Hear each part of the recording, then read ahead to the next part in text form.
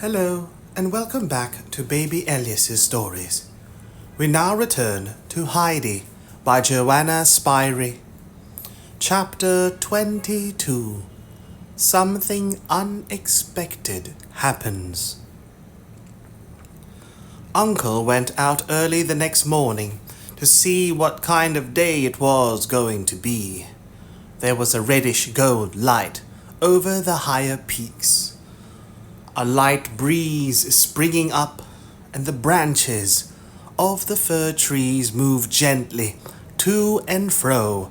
The sun was on its way.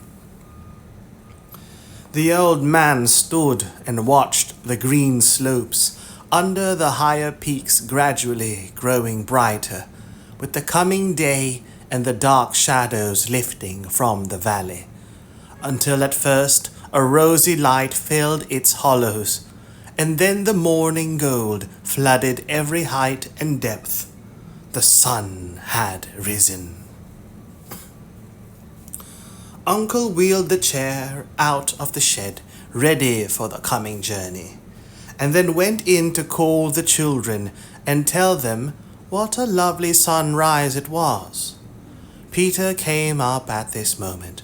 The goats did not gather round him so trustfully as usual, but seemed to avoid him timidly, for Peter had reached a high pitch of anger and bitterness, and was laying about him with his stick very unnecessarily.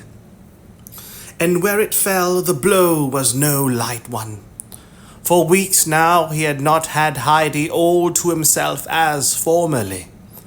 When he came up in the morning, the invalid child was always already in her chair, and Heidi fully occupied with her. And it was the same thing over again when he came down in the evening. She had not come out with the goats once this summer, and now today she was only coming in company with her friend and the chair, and would stick by the latter's side the whole time. It was the thought of this which was making him particularly cross this morning. There stood the chair on its high wheels. Peter seemed to see something proud and disdainful about it, and he glared at it as at an enemy that had done him harm and was likely to do him more still today. He glanced round. There was no sound anywhere, no one to see him. He sprang forward like a wild creature, caught hold of it, and gave it a violent and angry push in the direction of the slope. The chair rolled swiftly forward, and in another minute had disappeared. Peter now sped up the mountain of its own. Peter now sped up the mountain as if on wings, not pausing till he was well in shelter of a large blackberry bush. For he had no wish to be seen by Uncle, but he was anxious to see what had become of the chair, and his bush was well placed for that. Himself hidden, he could watch what happened below and see what Uncle did without being discovered himself. So he looked, and there he saw his enemy running faster and faster downhill. Then it turned head over heels several times, and finally, after one great bound, rolled over and over to its complete destruction. The pieces flew in every direction, feet, arms, and torn fragments of the padded seat and bolster, and Peter experienced a feeling of such unbounded delight at the sight that he leapt in the air, laughing aloud and stamping for joy. Then he took a run round, jumping over bushes on the way, only to return to the same spot and fall into fresh fits of laughter. He was beside himself with satisfaction, for he could see only good results for himself in this disaster to his enemy. Now Heidi's friend would be obliged to go away, for she would have no means of going about, and when Heidi was alone again, she would come out with him as in the old days, and everything would go on in the proper way again.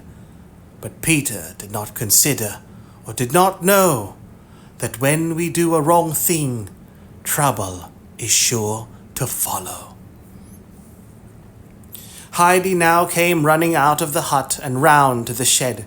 Grandfather was behind with Clara in his arms. The shed stood wide open, the 2 loose planks having been taken down, and it was quite light inside. Heidi looked into every corner and ran from one end to the other, and then stood still wondering what could have happened to the chair. Grandfather now came up. "How is this? Have you wheeled the chair away, Heidi?" "I have been looking everywhere for it, Grandfather. You said it was standing ready outside." And she again searched each corner of the shed with her eyes. At that moment the wind, which had risen suddenly, blew open the shed door and sent it banging against the wall. "It must have been the wind, Grandfather," exclaimed Heidi, and her eyes grew anxious at this sudden discovery. "Oh, if it has blown the chair all the way down to Dorfli, we shall not get it back in time, and shall not be able to go." "If it has rolled as far as that, it will never come back, for it is in 100 pieces by now," said the grandfather, going round the corner and looking down. "But it's a curious thing to have happened," he added, as he thought over the matter, for the chair would have had to turn a corner before starting downhill. "Oh, I am sorry," lamented Clara, "for we shall not be able to go today, or perhaps any other day. I shall have to go home, I suppose, if I have no chair.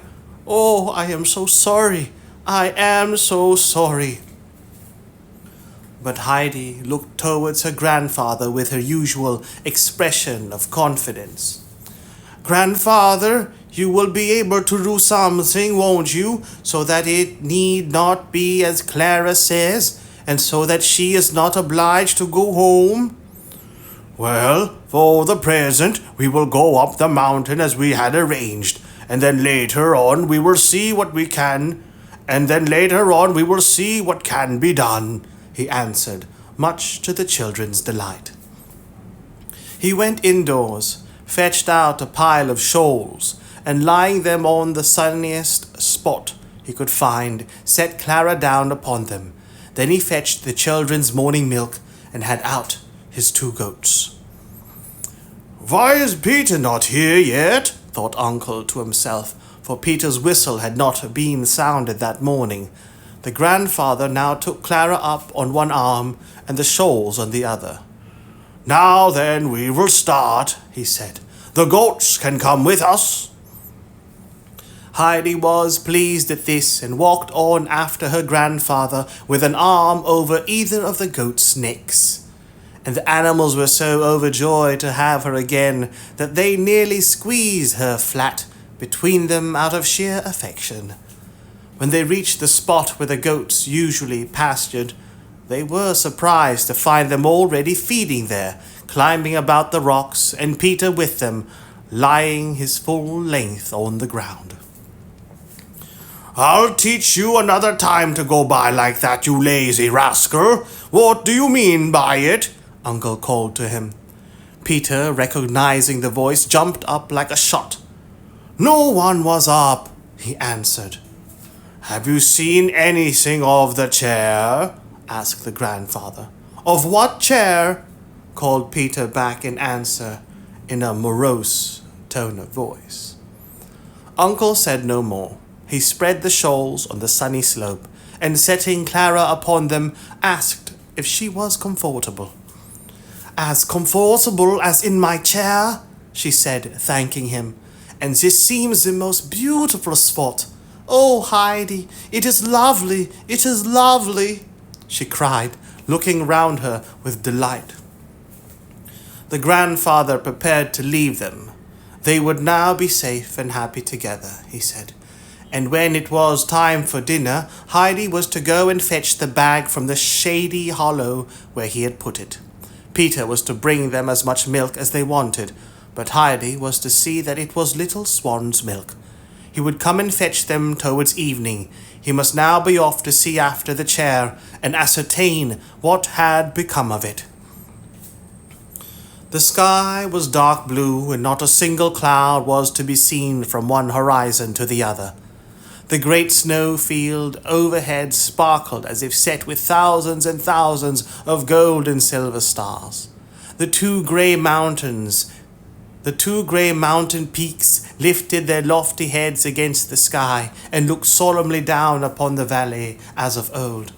The great bird was poised aloft in the clear blue air, and the mountain wind came over the heights and blew refreshingly around the children as they sat on the sunlit slope.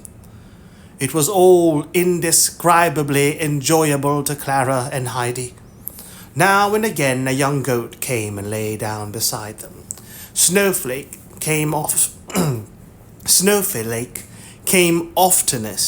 putting her little head down near Heidi, and only moving because another goat came and drove her away. Clara had learned to know them all so well that she never mistook one for the other now, for each had an expression and ways of its own, and the goats had also grown familiar with Clara, and would rub their heads against her shoulder, which was always a sign of acquaintanceship and goodwill. Some hours went by, and Heidi began to think that she might just go over to the spot where all the flowers grew to see if they were fully blown and looking as lovely as the year before. Clara could not go until grandfather came back that evening, when the flowers probably would be already closed. The longing to go became stronger and stronger, till she felt she could not resist it. "Would you think me unkind, Clara," she said rather hesitatingly, "if I left you for a few minutes? I should run there and back very quickly. I want to see how the flowers are looking. But wait!" For an idea had come into Heidi's head. She ran and picked a bunch or two of green leaves, and then took hold of Snowflake and led her up to Clara. "There, now you will not be alone," said Heidi, giving the goat a little push to show her she was to lie down near Clara, which the animal quite understood. Heidi threw the leaves into Clara's lap, and the latter told her friend to go at once to look at the flowers, as she was quite happy to be left with the goat. She liked this new experience. Heidi ran off, and Clara began to hold out the leaves one by one to Snowflake, who snoozled up to her new friend in a confiding manner and slowly ate the leaves from her hand. It was easy to see that Snowflake enjoyed this peaceful and sheltered way of feeding, for when with the other goats, she had much persecution to endure from the larger and stronger ones of the flock. And Clara found a strange new pleasure in sitting all alone like this on the mountainside, her only companion a little goat that looked to her for protection. She suddenly felt a great desire to be her own mistress and to be able to help others instead of herself being always dependent as she was now. Many thoughts, unknown to her before, came crowding into her mind, and a longing to go on living in the sunshine and to be doing something that would bring happiness to another. As now she was helping to make the goat happy. An unaccustomed feeling of joy took possession of her, as if everything she had ever known or felt became all at once more beautiful, and she seemed to see all things in a new light. And so strong was the sense of this new beauty and happiness that she threw her arms round the little goat's neck and exclaimed, "Oh, Snowflake, how delightful it is up here! If only I could stay on forever with you beside me!" Heidi had meanwhile reached her field of flowers, and as she caught sight of it, she uttered a cry of joy. The whole ground in front of her was a mass of shimmering gold, where the cistus flowers spread their yellow blossoms. Above them waved whole bushes of the deep blue bell flowers, while the fragrance that arose from the whole sunlit expanse was as if the rarest balsam had been flung over it. The scent, however, came from the small brown flowers, the little round heads of which rose modestly here and there among the yellow blossoms. Heidi stood and gazed and drew in the delicious air. Suddenly she turned round and reached Clara's side, out of breath with running and excitement. "Oh, you must come," she called out as soon as she came in sight. "It is more beautiful than you can imagine, and perhaps this evening it may not be so lovely. I believe I could carry you. Don't you think I could?" Clara looked at her and shook her head. "Why, Heidi, what can you be thinking of? You are smaller than I am. Oh, if only I could walk." Heidi looked round as if in search of something. Some new idea had evidently come into her head. Peter was sitting up above, looking down on the two children. He had been sitting and staring before him in the same way for hours, as if he could not make out what he saw. He had destroyed the chair so that the friend might not be able to move anywhere, and that her visit might come to an end, and then a little while after she had appeared right up here under his very nose, with Heidi beside her. He thought his eyes must deceive him, and yet there she was, and no mistake about it. Heidi now looked up to where he was sitting and called out in a peremptory voice.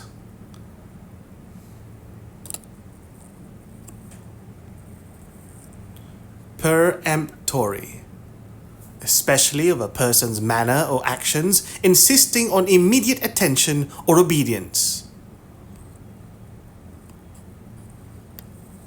Peremptory. Heidi now looked up to where he was sitting and called out in a peremptory voice. "Peter, come down here!" "I don't wish to come," he called in reply. "But you are to. You must. I cannot do it alone, and you must come here and help me. Make haste and come down," she called again in an urgent voice. "I shall do nothing of the kind," was the answer. Heidi ran some way up the slope towards him, and then pausing, called again, her eyes ablaze with anger. "If you don't come at once, Peter, I will do something to you that you won't like. I mean what I say." Peter felt an inward throe at these words, and a great fear seized him. He had done something wicked which he wanted no one to know about, and so far he had thought himself safe. But now Heidi spoke exactly as if she knew everything, and whatever she did know, she would tell her grandfather, and there was no one he feared so much as this latter person. Supposing he were to suspect what had happened about the chair, Peter's anguish of mind grew more acute. He stood up and went down to where Heidi was waiting him. He stood up and went down to where Heidi was awaiting him. "I am coming, and you won't do what you said." Peter appeared now so submissive with fear that Heidi felt quite sorry for him, and answered assuringly, No, of course not. Come along with me. There is something to be afraid of in what I want you to do. There is nothing to be afraid of in what I want you to do." As soon as they got to Clara, Heidi gave her orders. Peter was to take hold of her under the arms on one side, and she on the other, and together they were to lift her up. This first movement was successfully carried through, but then came the difficulty. As Clara could not even stand, how were they to support her and get her along? Heidi was too small for her arm to serve Clara to lean upon. "You must put one arm well around my neck so, and put the other through Peter's and lean firmly upon it. Then we shall be able to carry you." Peter, however, had never given his arm to anyone in his life. Clara put hers in his, but he kept his own hanging down straight beside him like a stick. "That's not the way, Peter," said Heidi in an authoritative voice. "You must put your arm out in the shape of a ring, and Clara must put hers through it and lean her weight upon you. And whatever you do, don't let your arm give way like that. I am sure we shall be able to manage." Peter did as he was told, but still they did not get on very well.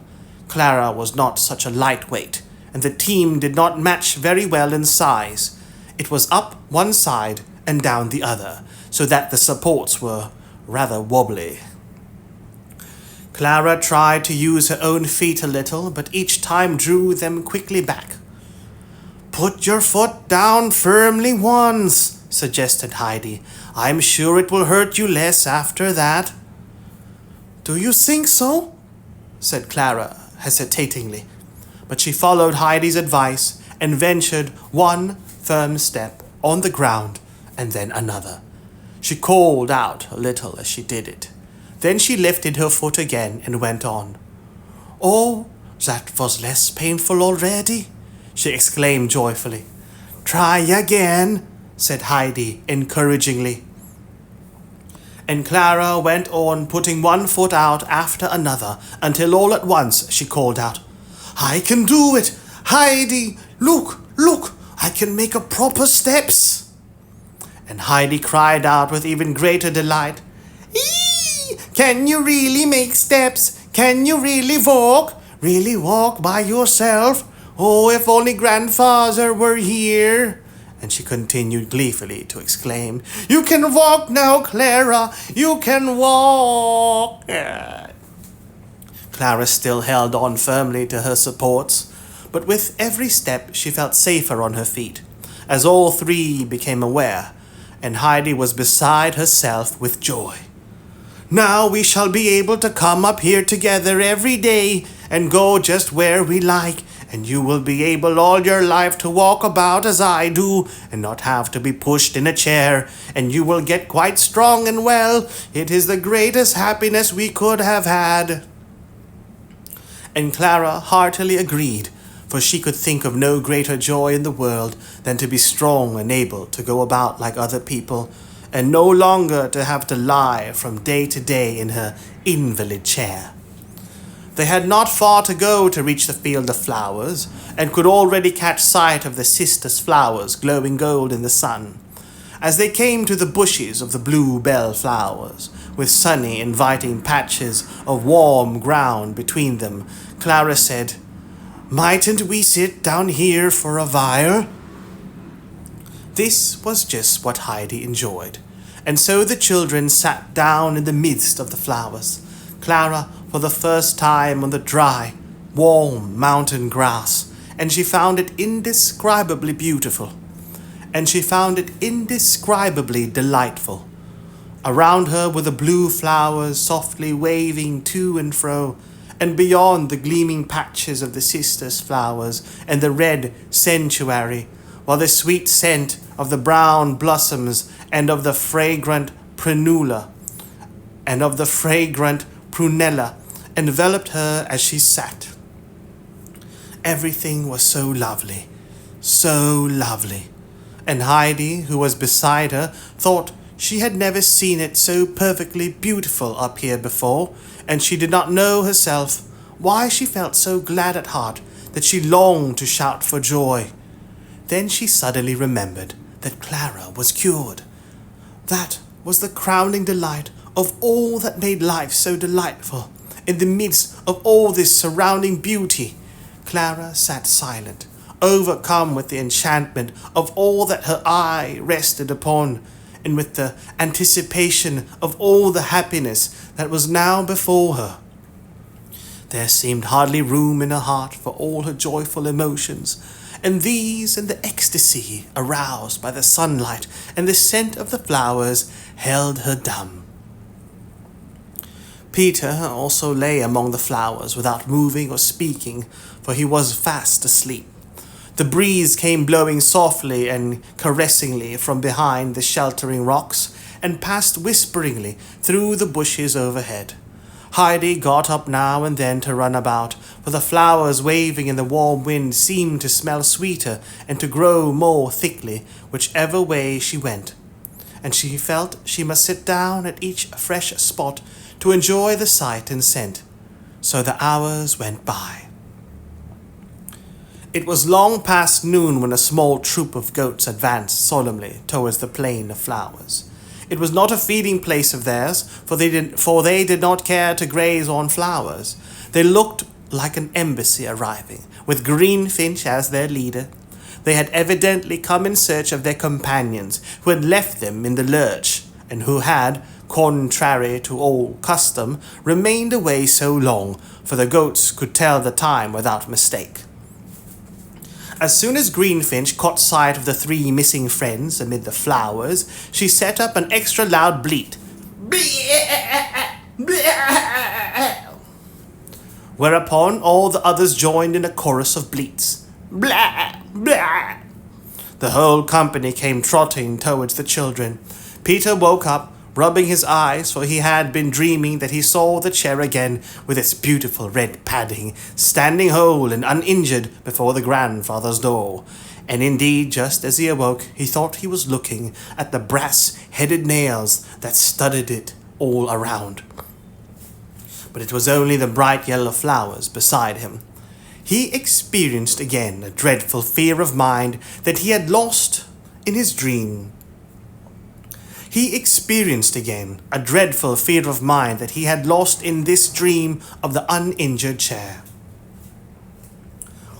Even though Heidi had promised not to do anything, there still remained the lively dread that his deed might be found out in some other way. He allowed Heidi to do what she liked with him, for he was reduced to such a state of low spirits and meekness that he was ready to give his help to Clara without murmur or resistance. When all three had got back to their old quarters, Heidi ran and brought forward the bag, and proceeded to fulfill her promise, for her treat of the morning had been concerned with Peter's dinner.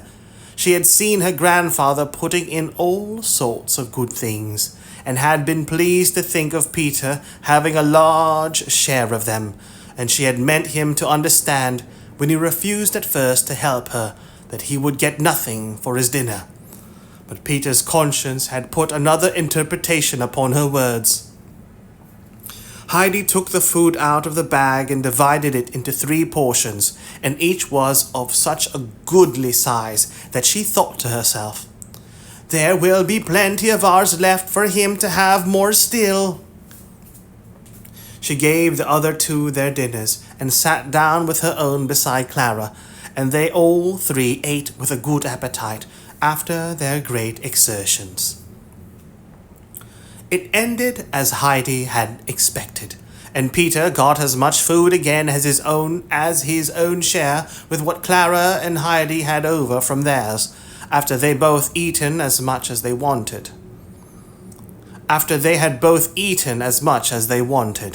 Peter ate up every bit of food to the last crumb, but there was something wanting to his usual enjoyment of a good dinner, for every mouthful he swallowed seemed to choke him, and he felt something gnawing inside him. They were so late at their dinner that they had not long to wait after they had finished before grandfather came up to fetch them. Heidi rushed forward to meet him as soon as he appeared, as she wanted to be the first to tell him the good news. She was so excited that she could hardly get her words out when she did get up to him, but he soon understood, and a look of extreme pleasure came into his face.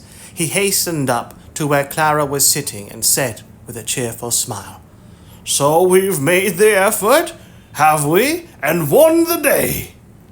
Then he lifted her up, and putting his left arm behind her and giving her his right to lean upon, made her walk a little way, which she did with less trembling and hesitation than before, now that she had such a strong arm round her. Heidi skipped along beside her in triumphant glee, and the grandfather looked too, as if some happiness had befallen him. But now he took Clara up in his arms. "We must not overdo it," he said, "and it's high time we went home." And he started off down the mountain path, for he was anxious to get her indoors, that she might rest after her unusual fatigue. When Peter got to Dorfli that evening, he found a large group of people collected round a certain spot, pushing one another and looking over each other's shoulders in their eagerness to catch sight of something lying on the ground. Peter thought he should like to see too, and poked and elbowed till he made his way through. There it lay, the thing he wanted to see. Scattered about the grass were the remains of Clara's chair, part of the back and the middle bit, and enough of the red padding and the bright nails to show how magnificent the chair had been when it was entire. "I was here when the men passed carrying it up," said the baker, who was standing near Peter. "I'll bet anyone that it was worth 25 pounds at least.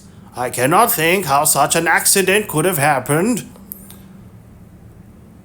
"Uncle said the wind might perhaps have done it," remarked one of the women, who could not sufficiently admire the red upholstery. "It's a good job that no one but the wind did it," said the baker again, "or he might smart for it.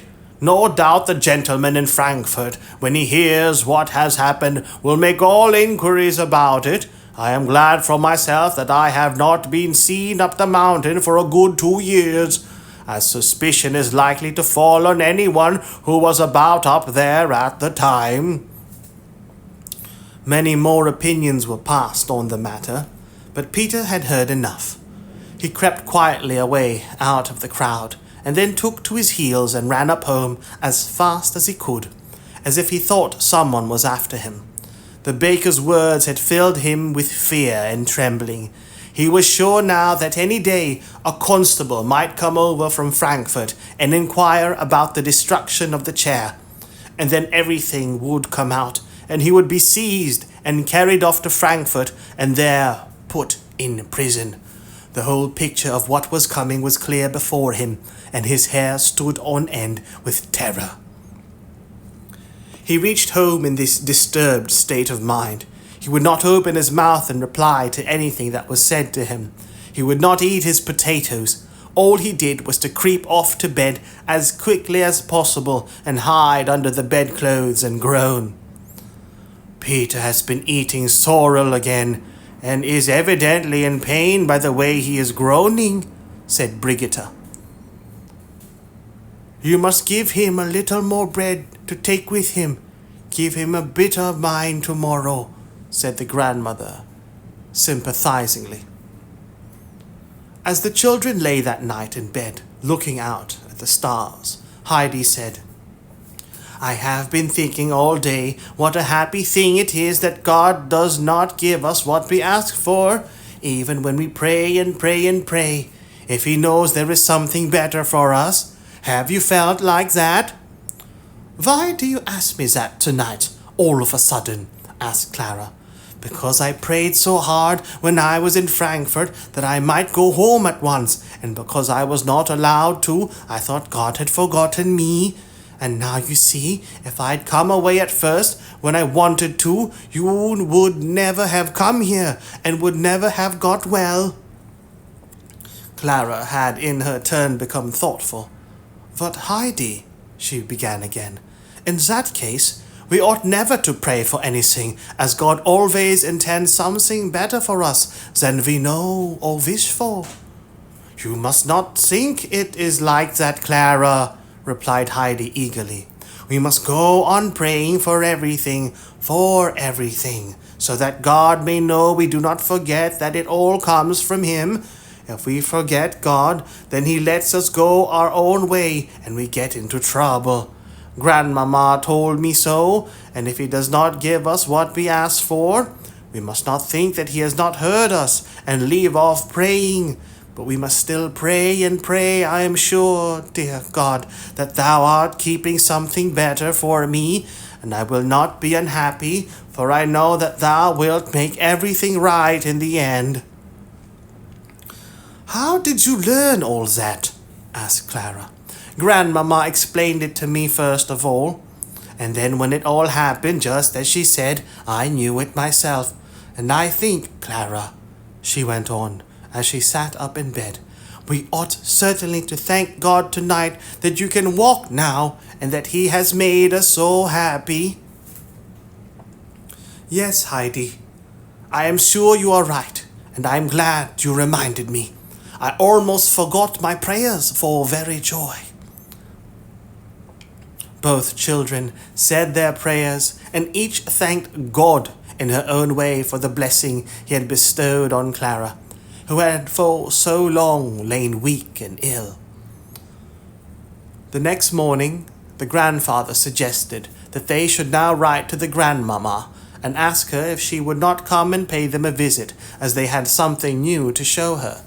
But the children had another plan in their heads, for they wanted to prepare a great surprise for grandmamma.